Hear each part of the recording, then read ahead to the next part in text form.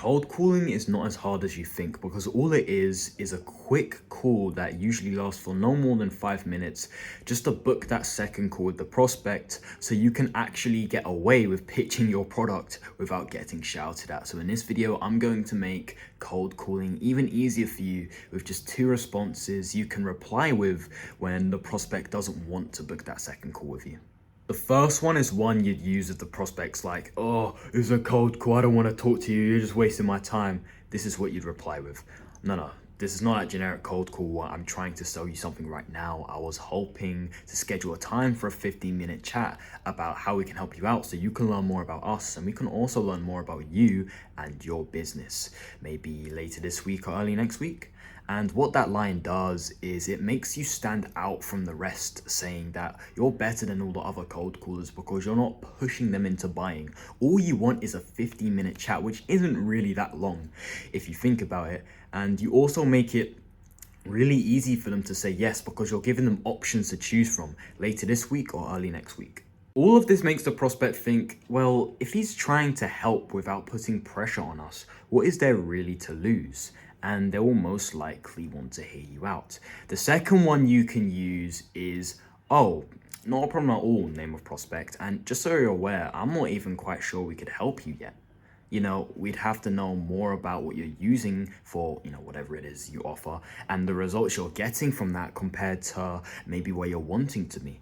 Just to see if we can even, do anything to help you because maybe you don't even need us. Are you opposed to having a brief conversation around that later this week or early next week? Now, a lot of things to talk about here. We use the classic reverse psychology technique to pretend as if we don't even care by saying this line and speaking calmly.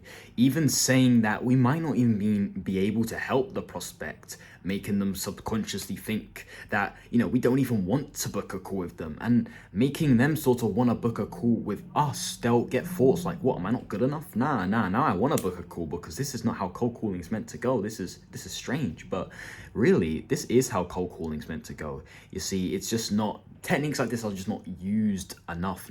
People are usually like, oh, book a call with us, book it. Like, they try to persuade them, and I've said this in one of my early sales videos. You've almost got to persuade the prospect to, go along with you, not just persuade them yourself.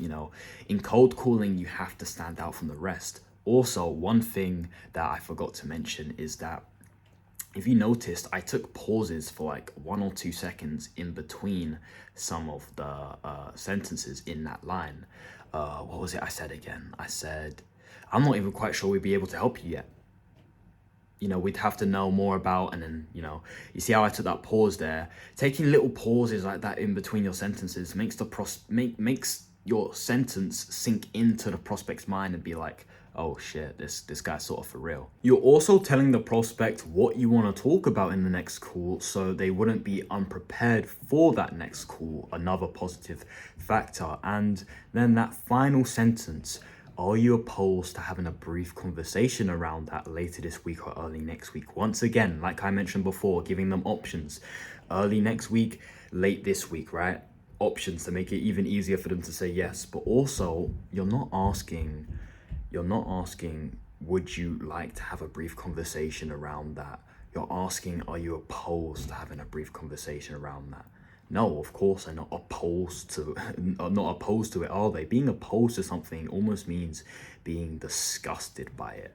And using that strong word opposed kind of makes them automatically say yes without them even thinking.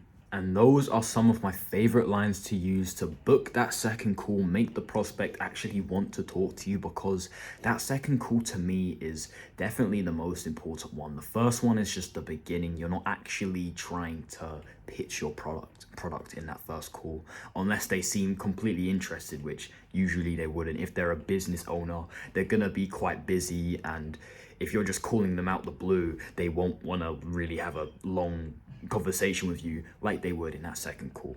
If this video helped you out, why not checking out my other sales videos across my channel about how to be successful in each step of getting real clients. I've got a whole playlist on sales related content, so check that out if you wish.